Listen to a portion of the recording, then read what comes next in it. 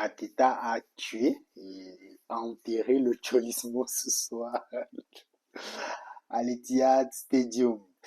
Et de son côté, le Paris Saint-Germain a littéralement roulé sur les Leverkusen. On va parler de tout ça dans ce débrief. Très belle soirée de Champions League. Mais avant cela, j'espère que vous allez bien et que chacun de vous se porte très bien également.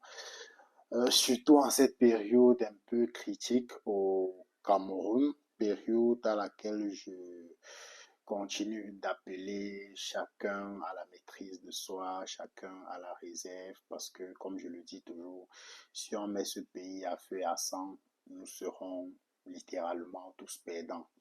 Que ce soit les autorités au pouvoir, que ce soit les populations, que ce soit les gouvernants, que ce soit les gouvernés. Personne d'entre nous n'a intérêt à mettre ce pays à feu et à sang parce qu'on en sortira certainement tous perdants. On a tous intérêt à préserver le minimum d'acquis qu'on a aujourd'hui.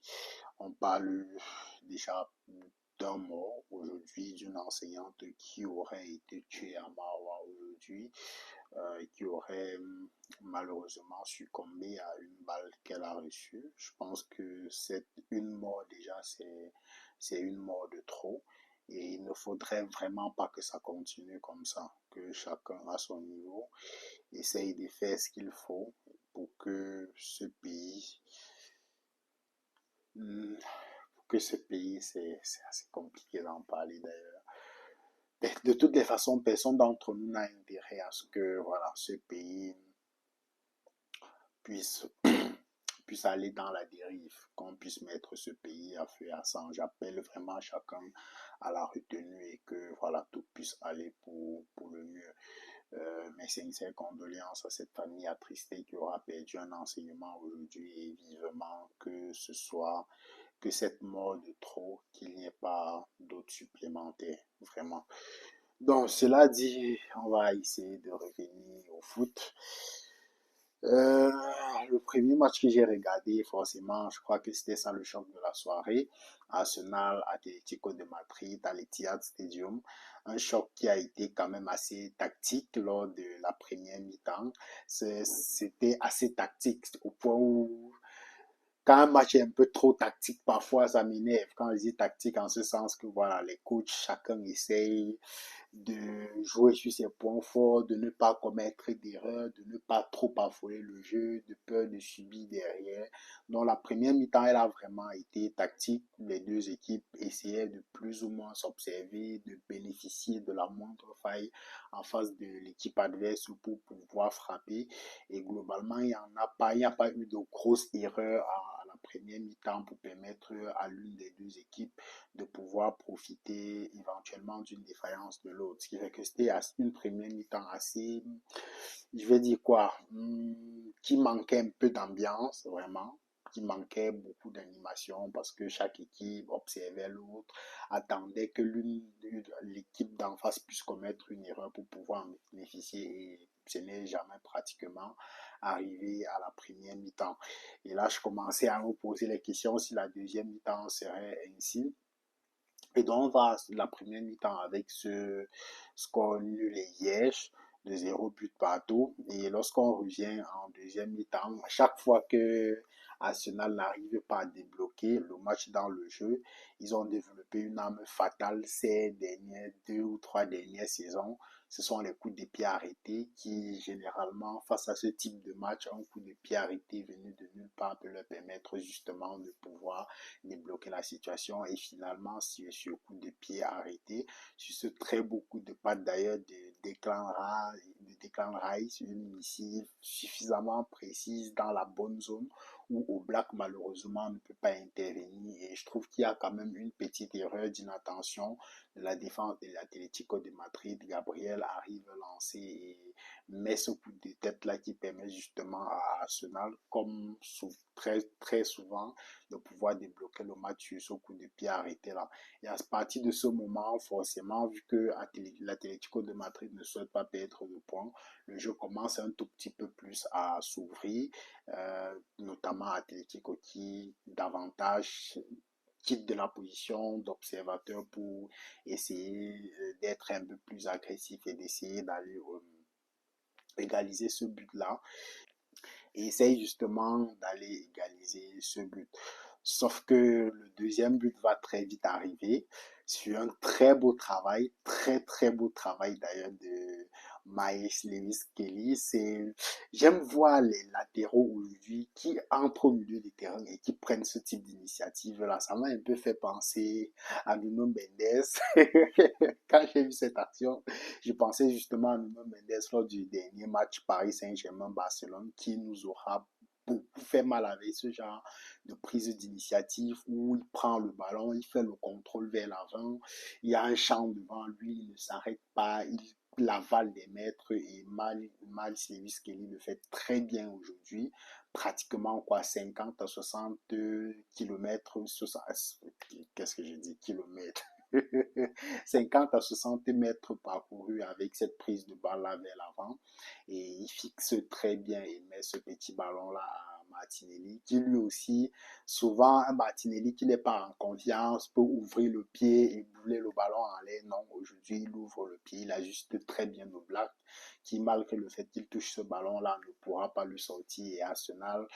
euh, Arsenal prend l'avance avec ce deuxième but-là, 2 buts à 0.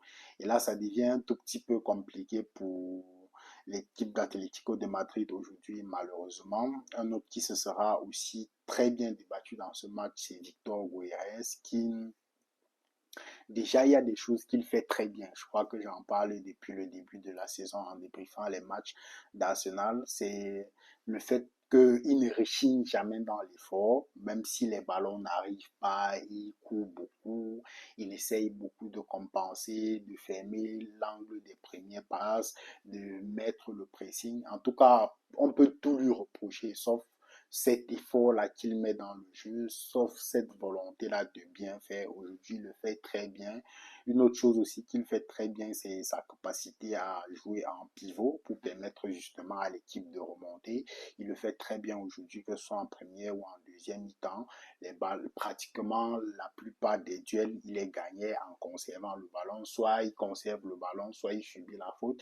Et ça permet justement à l'équipe des Gunners de pouvoir ressortir. Il a aussi très bien fait aujourd'hui. Et la cerise sur le gâteau, ce sont ces 2 buts qu'il marque aujourd'hui parce qu'il le faisait très bien. Ce que j'ai dit, que ce soit effort, jouer en pivot, il le faisait très bien. Mais il y a une chose qui continuait de manquer, c'était les buts. Aujourd'hui, il marque justement ce doublé-là. Je crois qu'il est son premier d'ailleurs chez les Gunners et en plus en Champions League.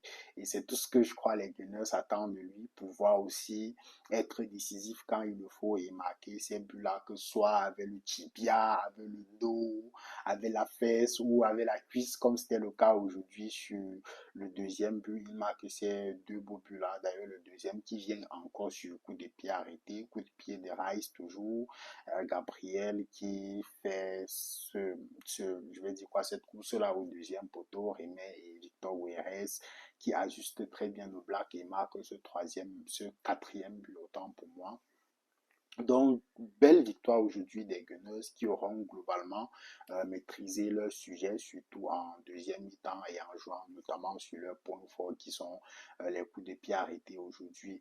Et surtout, un milieu de terrain qui aura globalement bien tourné aujourd'hui avec Zubimendi qui s'est facilement intégré dans cette équipe-là. C'est assez ahurissant quand même quand tu vois Liverpool qui a claqué quoi, pratiquement 250 millions d'euros pour Isaac, pour Florian Wirtz, quand tu vois comment il peine à s'intégrer aujourd'hui dans l'équipe de Liverpool, et tu vois un Zubimendi qui a coûté moins de 60 millions d'euros à Arsenal, s'intégrer aussi facilement dans l'équipe, remplacer, je dis quoi, l'absence de Thomas Partey ne se fait pratiquement pas ressentir, parce qu'il apporte non seulement le bagage technique qu'il faut, mais dans les duels, malgré qu'il soit petit de taille, il sait jouer intelligemment, toujours bien placé, sa capacité à aider à ressortir les balles. En tout cas, un milieu de terrain qui aura très bien tourné aujourd'hui, Zubimendi, Declan Rice, et peut-être Eze qui a été, bon, je vais pas dire moyen, mais en tout cas, comparé aux autres, il n'a pas,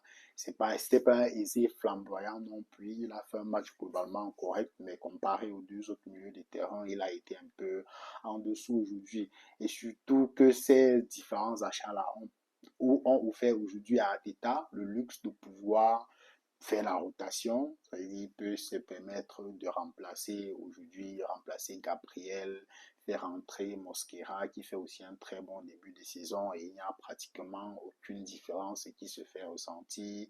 Il peut faire entrer Nwaneri, il peut faire entrer Mikel Merino, qui sont des joueurs qui ont toute la capacité de pouvoir être titulaires dans cette équipe-là. Donc Arsenal aujourd'hui a ce luxe-là quand même que voilà, ils peuvent se permettre cette rotation-là. Aujourd'hui, à 4-0 encore, c'était beaucoup plus évident de faire cette rotation, de faire entrer, par exemple, Norgard qui n'avait joué que quelques petites minutes jusqu'ici en Champions League. Bref, une équipe des Gunners qui aura aujourd'hui euh, globalement dominé la deuxième mi-temps et infligé cette lourde défaite-là à l'Atlético de Madrid. Je vais finir forcément par Alvarez. Ce joueur, je ne sais pas, je crois que signer à Atlético de Madrid a été certainement une très grosse erreur pour sa carrière. Je ne sais pas comment le Barça va faire, mais s'il faut vendre les sièges, je vais dire, je ne sais pas quel levier la Porta va activer. Mais il faut trouver tous les leviers qu'il faut pour activer et aller nous chercher Alvarez pour remplacer Lewandowski. Parce que ce joueur, c'est presque un gâchis de le voir jouer dans cette équipe de l'Atlético de Madrid, que ce soit en termes d'efforts. Je veux dire, un jeu qui sait littéralement tout faire, que ce soit en termes de ressortie de balles. Je le voir redescendre pratiquement dans son camp, contribuer à ressortir les balles, que ce soit les coups de pied arrêtés, que ce soit le fait de pouvoir déclencher à distance, que ce soit le fait de pouvoir jouer en pivot.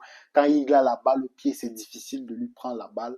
Je ne sais pas quel levier Laporta va activer, mais il faut qu'il trouve les leviers pour aller nous chercher Alvarez la saison prochaine pour remplacer valablement Lewandowski qui s'est fait déjà assez vieux au sein de cet effectif-là. C'est vraiment un gâchis de voir un Julian Alvarez dans cette équipe-là. Et voilà, espérons que le Barça trouve les leviers pour pouvoir aller le chercher la saison prochaine. Sinon, belle victoire des Gunners qui je crois, faire un 3 sur 3 comme le PSG aujourd'hui, qui aura aussi fait un 3 sur 3 face à Leverkusen. Ils auront littéralement marché sur Leverkusen, bien qu'étant à l'extérieur. C'était déjà aussi le retour en Champions de la plupart des blessés qui n'ont pas pu jouer lors du dernier match face au Barça, que ce soit Désiré Doué qui marque un doublé aujourd'hui, Ousmane Dembélé qui est rentré en coup de jeu, qui a aussi marqué. Bref, une lourde défaite de Leverkusen, 7 buts à 2 à domicile. Et ce n'est même pas, je vais dire, peut-être quand tu vois le score, tu te dis qu'est-ce qui s'est passé. Non, le PSG est trop fort, vraiment. C'est une équipe qui est à craindre réellement cette saison. À craindre réellement cette saison. Déjà qu'avec les blessés, ils ont pratiquement maintenu un niveau qui était assez considérable en prenant les jeunes comme Maïloulou et tous les autres. Aujourd'hui, avec les blessés qui sont de retour, Ousmane Dembélé, Désiré Doué, Kvaratskhelia qui marque aussi aujourd'hui, cette équipe, elle est réellement à craindre en Europe. Quand tu vois comment ils ont roulé sur les Leverkusen aujourd'hui, euh, c'était à 10 contre 10 aussi, parce que bien que Leverkusen prend le carton rouge en premier, ça n'aura pas duré, je crois, 3 minutes après. Zabani prend aussi son carton rouge, ce qui fait que on se retrouve à 10, surtout que quelques minutes après le carton rouge de Zabani, Leverkusen marque aussi sur penalty, après que Grimaldo ait manqué le premier penalty. Et donc, ils ont joué à quoi, 10 contre 10, pratiquement les quoi, 55, 60 minutes. Et donc, durant tout ce temps-là, le PSG aura littéralement marché sur Leverkusen et encore à domicile 7 buts à 2. Je crois que je crois déjà le score le plus lourd quand même, en tout cas le match dans lequel il y aura eu le plus de buts jusqu'ici en Champions League cette saison. Cette équipe du PSG, elle est à regarder de très près et en tout cas, on va voir ce que ça donne parce que cette saison, quand même, ça se voit que la saison dernière, comme c'était une première saison d'un nouveau format, ça a un tout petit peu surpris les gros qui, certains, voilà, à la dernière journée, se sont retrouvés à jouer les barrages. Mais ça se voit qu'aujourd'hui, tous les gros, chacun fait ce qu'il faut pour pouvoir finir parmi les 8 premiers et éviter ce match supplémentaire-là qu'il y aura à jouer. Par exemple, City qui a dominé aujourd'hui Villarreal, 2 buts à 0. un but de Erling Haaland et je crois un autre but de Bernardo Silva. Ils ont dominé Villarreal 2 buts à 0 à domicile. L'Inter qui a dominé l'Union Saint-Gilloise 4 buts à 0. Je crois que peut-être le seul gros qui n'aura pas gagné aujourd'hui, c'est le Napoli d'Antonio Conte, qui est aussi dans une phase un peu difficile, comme Liverpool d'ailleurs. Liverpool qui joue aussi demain, je crois, on verra ce que ça donne. Il y a que le seul gros qui a joué aujourd'hui et qui n'a pas gagné, c'est Naples, qui a perdu son dernier match en championnat et qui aujourd'hui a concédé cette lourde défaite-là face à, au PSV Eindhoven. 6 buts à 2, c'est une très grosse défaite quand même, connaissant un peu comment Antonio Conte joue et avec aussi Zambo Anguissa qui est dans cette équipe-là, qui a intérêt à arriver en sélection en novembre en étant dans la meilleure confiance possible parce qu'il faudra aller chercher cette victoire-là face au RD Congo. Bref, le Napoli qui est un peu dans le dur ces derniers temps, voyons voir s'ils se reprennent ce week-end en championnat. Sinon, comme je l'ai dit, à part le Napoli, tous les gros auront gagné, que ce soit Manchester City, que ce soit l'Inter, que ce soit le PSG qui était plus ou moins aussi favori face à Leverkusen et voilà le Barça qui a gagné un peu plus tôt dans la journée.